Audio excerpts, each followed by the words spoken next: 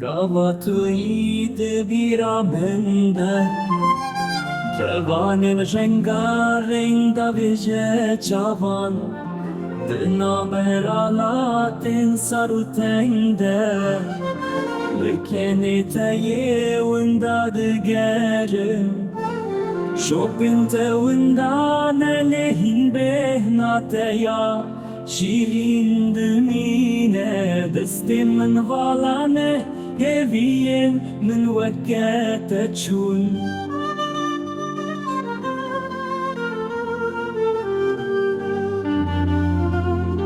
Gava tuyî dibîranîn çaya veşartî serxweş dibim Berfeke spî kefenekî mezin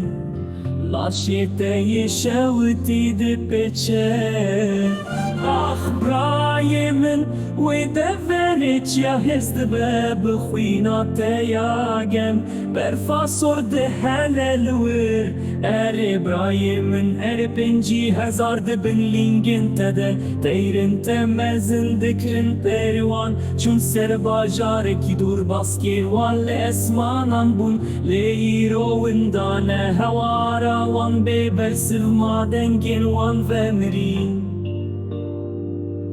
Pirtûka teya vekirî li ser masê ma bêxwedî peyvên ku te jê hez dikir serê xwe xwar nekirin li ser rûpelên wê gotinên teyê nemirin ew jî mîna te serî netewandin li ber zilmê ewrên sor digerim ser gundê dil şewitî dê dengiya teya zû em rakin ser piyê xwe dengê teyê nayê bihîstin bû hawar di dilê me de Bîranînên te yên zindîne di her kenê zar